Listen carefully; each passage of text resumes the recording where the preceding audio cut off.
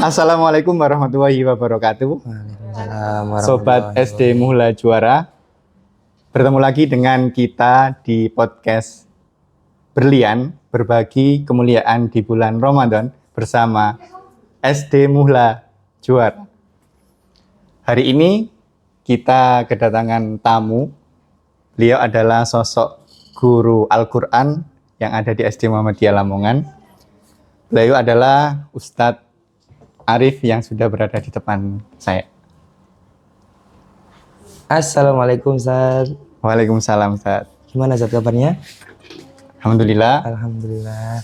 Masih kuat puasanya Ustaz? Harus kuat dong. Harus kuat. Hari ini baru hari yang ke-12 ya? Iya, hari ke-12. Ngitung Ustaz. Antum ngitung Ustaz. Ngitung lah. Oh 11 ya?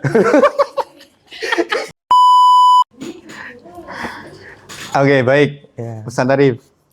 Ternyata Ustadz Arif ini adalah alumni SD Muhammadiyah Lamongan. Mungkin boleh diceritakan alumni tahun berapa, kemudian kok bisa mengajar di sini? Biasanya kalau saya tahu, alumni itu seringnya kan kebanyakan mengajar atau bekerja di tempat lain. Kenapa Ustadz Arif tertarik selaku alumni bekerja di SD Muhammadiyah? Ya, jadi bismillah, salatu wassalamu ala rasulillah.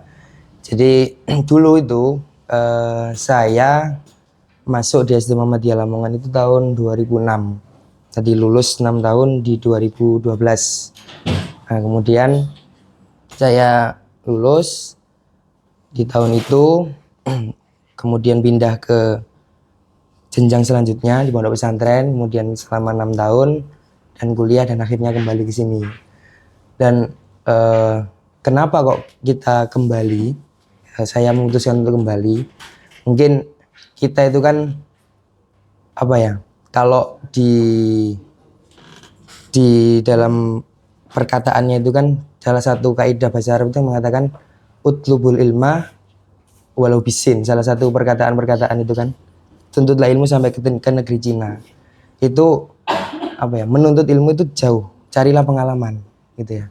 Maka ketika kita sudah menimba dimanapun berada, maka tidak salah sepatutnya untuk kita kembali ke sumber yang melahirkan kita. Karena kita kan, kalau saya pribadi kan juga awal masuk gitu kan ya. Dari TK itu kemudian dimasukkan ke sini. Jadi pendidikan awal pijakan saya itu ya dari sini. Maka mungkin untuk mengembangkan kembali apa yang telah saya dapat, yang saya timba selama perjalanan mencari ilmu itu, mungkin ada baiknya untuk saya sumbangkan, saya supportkan ilmu-ilmu yang ada itu untuk adik-adik saya. Oke. Berarti seperti perkataan Kiai Haji Ahmad Dahlan. Apa itu Ustaz? Jadilah kamu seorang dokter, jadilah kamu seorang guru, jadilah kamu seorang apapun itu pekerjaannya, profesinya, tapi kembalilah ke Muhammadiyah. Kembalilah Muhammadiyah. Berarti Ustadz Arif ini adalah seseorang yang seperti mencerminkan bagaimana Kiai Haji Ahmad Dahlan itu dengan kata-katanya, dan inilah kita hari ini. Kalau bisa apapun yang sudah kita pelajari itu akan kita kembalikan lagi di mana kita berasal. Oke, baik. Di SD Muhammadiyah berarti alumni tahun berapa tadi Ustaz? Saya lulus itu Ustaz tahun 2012. 2012. Sudah lama. Kemudian setelah itu lanjut ke? Setelah lulus dari sini, waktu itu memang saya ceritakan ya Pak Ustaz ya. Jadi dulu ketika di kelas 6, ya ketika di kelas 6 itu kan siswa itu kan sudah mulai mikir gitu kan ya. Selanjutnya saya kalau selesai dari sini itu mau kemana? Waktu itu teman-teman saya, beberapa teman saya itu mereka dari awal kelas 5 itu mereka mengikuti ajang-ajang perlombaan yang diadakan oleh SMP-SMP lain. Kan sampai sekarang masih ada Ustaz? Iya, masih ada. Masih ada. Lah itu teman-teman dulu motivasinya itu ke situ. Beberapa itu kan pokoknya aku mau negeri, aku mau ke negeri ini, negeri itu. Nah, waktu itu saya dan beberapa teman waktu itu kok dilalah gitu ya. Tidak ada orientasi ke sana. Dari awal, memang dari awal. Jadi saya sama beberapa teman dekat waktu itu ketika ditanya, ya nggak tahu, saya belum ada pikiran ke sana. Tiba-tiba ternyata arahan dari orang tua memang ingin menerjunkan anaknya ke lingkup pondok pesantren. Oke. Gitu. Jadi nggak ada orientasi untuk lanjut ke sekolah jenjang negeri. Gitu. Oke, maksudnya di sekolah SMP. selain pondok pesantren ya. Oke, berarti kita alumni dong, sama-sama alumni dari sana. Ya, jadi saya dulu tuh setelah lulus itu dipilihkan. Waktu itu kan memang untuk SD ya, nggak seperti sekarang gitu kan. Sekarang kan orang tua itu lebih percaya ketika anaknya juga disekolahkan atau dipondokkan jauh. Kalau dulu itu memang ya mungkin keterbatasan Ustaz ya. Keterbatasan baik itu informasi ataupun dari internet gitu ya, terkait tentang pondok-pondok pesantren yang jauh, ya, yang tempatnya jauh, fasilitas dan sebagainya. Maka orang tua juga, anak saya masih SD. Kalau saya pondokkan jauh-jauh kan nanti gimana ya, kasihan ya. Gitu-gitu kan, orang tua itu kan kadang mikirnya ke situ. Makanya baru pertama lulus kita carikan yang dekat. Nah, kebetulan di sini ada, nanti saya dimasukkan ke situ. Oke, berarti dulu kan hanya SMP ya? Ya, kalau saya dulu itu qadarullah gitu ya. Itu menjalani pendidikan hanya 3 tahun. Di MTS dari kelas 1, kelas 7, 8, 9. Oke, saya masih ingat itu dulu Ustadz Arif kalau nggak salah kelas 2.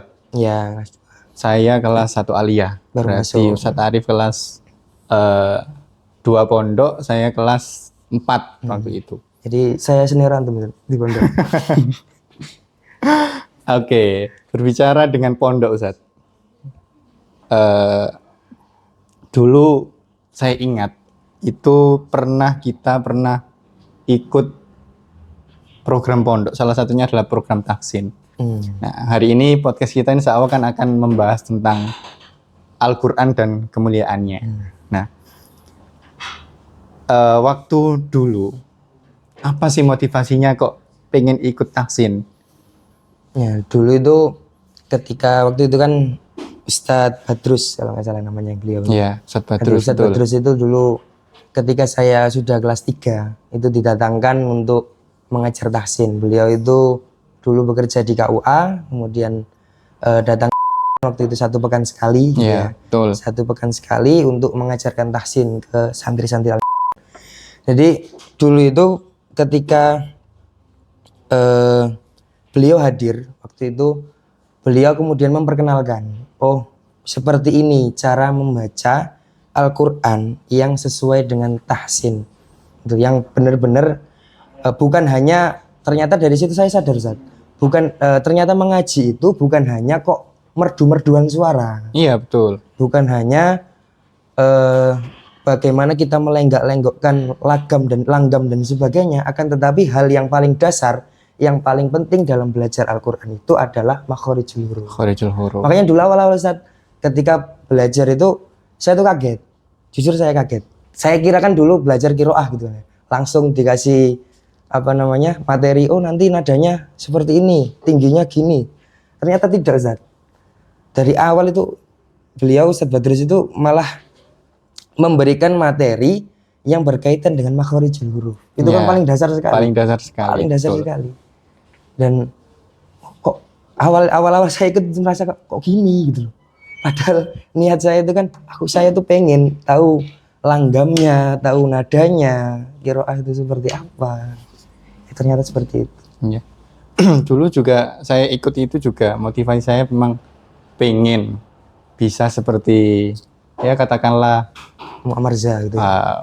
Iya, kemudian ada beberapa dulu kan di kan sering atau di pondok itu kan sering diperdengarkan murotal. Nah, motivasi saya dulu ketika ikut program tahsin itu juga pengennya mengenal lagu-lagu atau langgam-langgam dalam Al-Quran. Dan memang ternyata yang kita pelajari awal dulu itu tidak sesuai dengan yang kita bayangkan. Iya, benar. Malah kita diajari yang paling dasar. Dan setelah kita melajari yang paling dasar itu, kacamata kita terbuka. Ternyata yang kita pelajari dari TK, SD, kemudian SMP itu tidak ada apa-apanya ternyata. Nah, saya juga ingat dulu itu waktu belajar tahsin ketika menghafalkan makhorijul huruf, itu kita pakai rumus. Nah, antum masih ingat apa tidak rumusnya? Yang kayak apa? Ajit kotim bakat itu. Yang paling dasar, U, An, A, Oh I, A. ya, saya ingat. Saya dulu kan pernah kasih juga buku yang kecil itu. Iya, buku yang kecil, betul. Saya masih hafal, Zar. Masih hafal sampai sekarang. Yang A, I, U, Ba, Zar. A, I, U, Ba, Iya. U, An, Ani, A, Na. Boleh nggak kira-kira di-spill biar teman-teman tahu dan sobat SD Muhammadiyah Lamongan ini tahu bagaimana sih ternyata rumus cepat untuk belajar makhorijul huruf itu ternyata ada. Dan pakai lagu juga. Dan pakai lagu juga. Kalau dulu kita kan mungkin diajari A, yo A gitu. Keluarnya dari tenggorokan bagian bawah. Tapi kan itu kan hanya satu saja sifat yang ada. Padahal kan ketika A nanti bertemu nun, ketika alif nanti bertemu dengan mim sukun itu kan berbeda lagi. Nah, coba Ustadz Arif, saya pengen antum sepil bagaimana rumusnya. Iya, sebelum ke situ saja. Sebelum ke situ saya itu jadi keinget kalau membahas tentang makhorijul huruf dan sebagainya. Dulu itu di SD Muhammadiyah ketika saya kelas 5 kalau nggak usah kelas 6 gitu. Waktu itu diajar sama Pak Abdul Latif. Ketika TPA Pak Latif itu dulu itu pernah mengajarkan yang pakai metodenya beliau. Waktu itu kan zaman segitu ya, ketika zaman beliau masih belajar. Dulu itu Pak Latif mengajarkan seperti ini, Zat. Entah Ustaz pernah dengar apa enggak ya. Dulu itu ada ini lagu alif lam syadda fathah al lam alif fathah la Allah. Oh, iya. Ada nadanya. Jadi terus kemudian nanti ada setelah alif ada ba lam syadda fathah bal lam alif fathah la bala. Enggak ada nama, ada nadanya. Nah, kalau yang kemarin kita pelajari di ketika tahsin itu di pondok itu kita diajari murni per huruf. Ini per huruf. Jadi dimulai dari A dikasih tahu, diajarkan bagaimana melafadzkan yang harokatnya fathah, harokatnya kasroh, harokatnya doma, kemudian ketika hamzah atau a itu disukun, itu diajarkan. Dengan lagu itu kita bisa mempelajari semuanya secara langsung dengan kita melafadzkan lagu itu. Kalau nggak salah itu gini, a i u ba u an ani a na minal mu'nima i an ani a. Kayak gitu ya. Dan nanti kebak juga gitu. Babi bu bab buban bani babna minal mubani mabi bam bani ba. Nah, di situ kita bisa melihat Zat ketika bu bam bani babna itu kan nun mati ketemu ba didengar. Ya. Dari situ kita belajar. Baik. Nah, untuk sobat SD Muhla nanti bisa dilihat di layar, nanti ada rumusnya. Nanti kita pelajari bersama Ustadz Arif. Nah, kalau tidak seperti itu nanti insya Allah di pertemuan selanjutnya kita akan bahas bersama-sama bagaimana makhorijul huruf yang tepat, kemudian sifat-sifatnya seperti apa. Oke, baik Ustadz. Selanjutnya, kalau saya ingat ketika belajar dulu tahsin, itu ada salah satu yang paling saya ingat. Yang ciri khas menjadi Ustadz kita dulu, Ustadz Badrus itu setiap pertemuan itu pasti mengadakan kuis. Nah, kuis itu biasanya kalau tidak salah ingat, itu pertanyaannya nyeleneh. Nah, saya ingat dulu itu ada pertanyaan seperti ini. Kenapa huruf alif di bacaan bismillah Itu dihapus. kemudian alif yang ada di surat Al-Alaq Iqra Bismi rabbikal ladzi khalaq itu kok ada di situ. Kemudian di bismillah itu tidak ada. Nah, barangkali teman-teman tahu. Nah, ini menjadi pertanyaan untuk teman-teman nanti yang bisa menjawab insya Allah dapat hadiah. Dapat hadiah. Dapat hadiah. Dapat hadiah dari Iya. SD Muhammadiyah Iya. Lamongan. Oke. Baik, Ustaz. Iya. Iya, saat itu saya masih ingat dulu itu ketika di pertengahan kalau nggak salah ya, pertengahan terus tiba-tiba beliau tuh nyeletuk. Kalau kalian tahu gitu kan, di Bismillah itu berbeda hurufnya sama di surat Al-Alaq misalnya. Kalau sobat Estimula kalau lihat di Al-Qur'an ya, buka-buka Al-Qur'an lagi. Coba sobat Estimula yang nonton ini buka surat Al-Alaq. Ya, dibuka surat Al-Alaq. Kemudian sobat Estimula lihat di Al-Fatihah. Enggak usah, Zat. Di Al-Alaq kan biasanya ada bismillahnya, Zat. Iya. Nah, silakan dilihat nanti di bismillah awal surat Al-Alaq, Bismillahirrahmanirrahim, kemudian Iqra bismi rabbika. Itu antara bismi di bismillah sama bismi di Iqra bismi itu beda tulisannya. Beda. Nah, yang Bismillahirrahmanirrahim itu tidak ada alifnya. Oke. Kalau di Iqra bismi itu ada alifnya.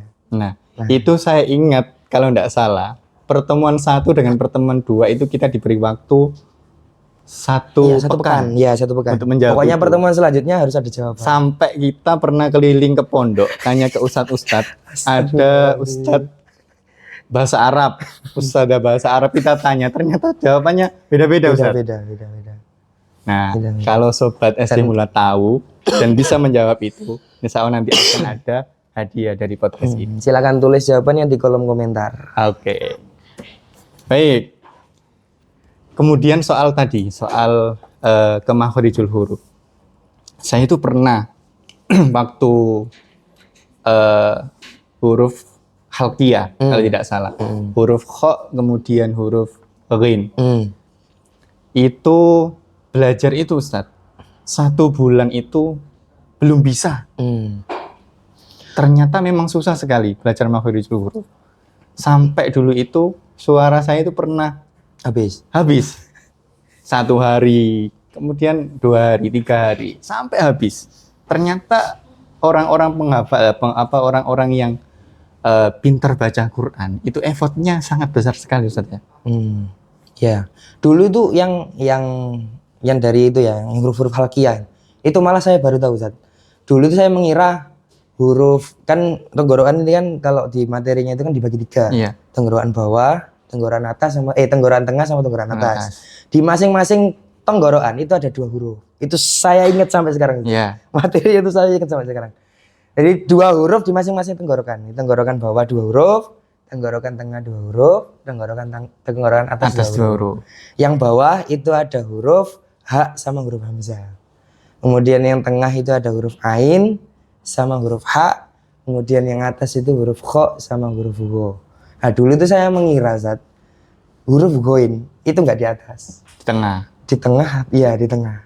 Jadi setelah tahu itu ternyata salah dalam meletakkan itu salah.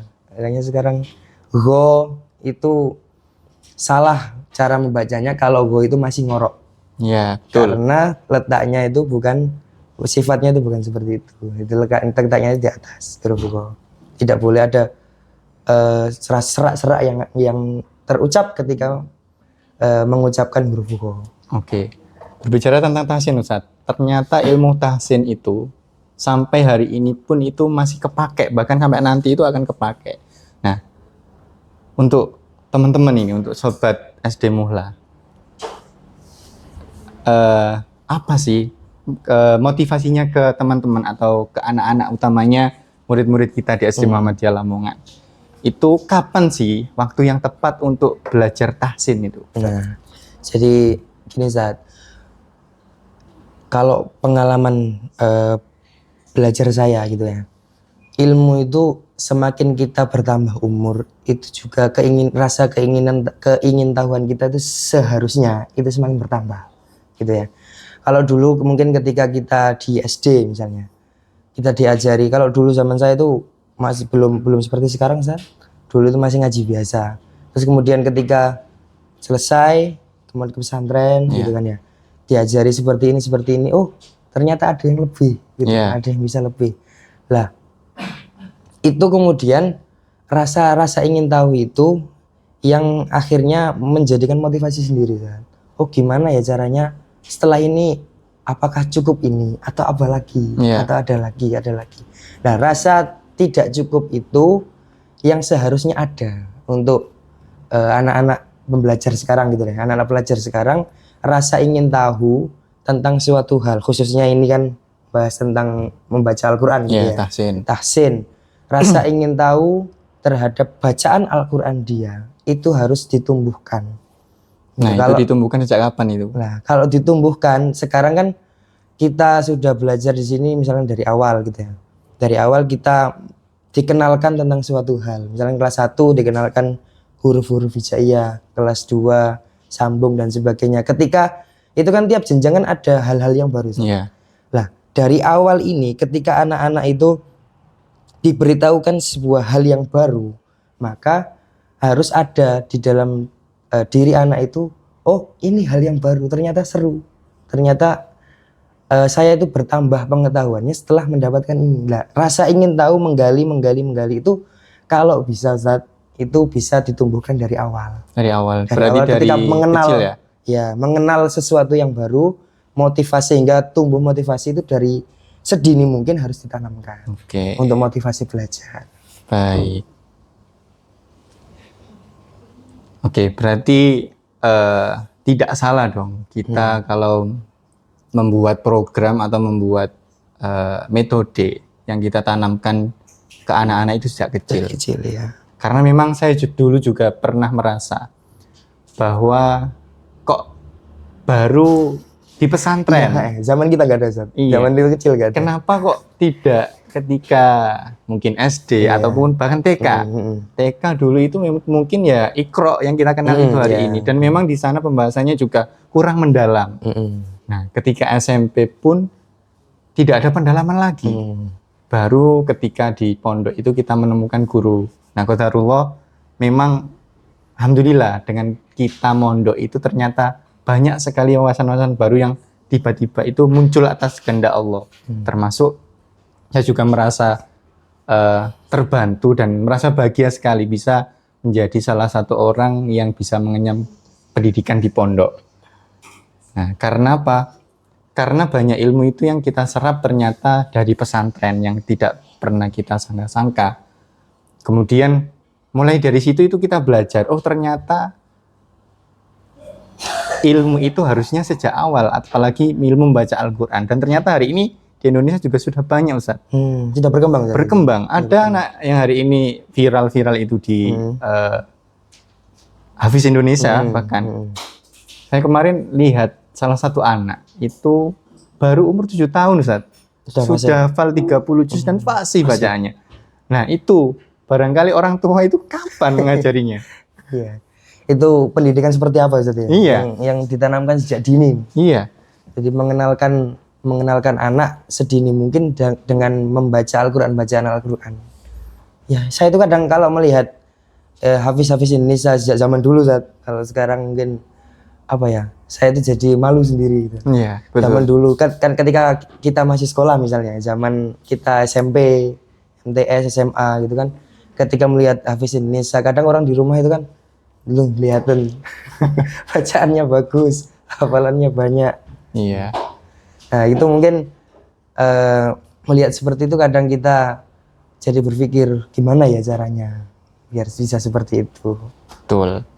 Nah di SD Muhammadiyah, Sobat SD Mula, kita juga mengarah ke situ. Kita sudah memakai metode Ustaz.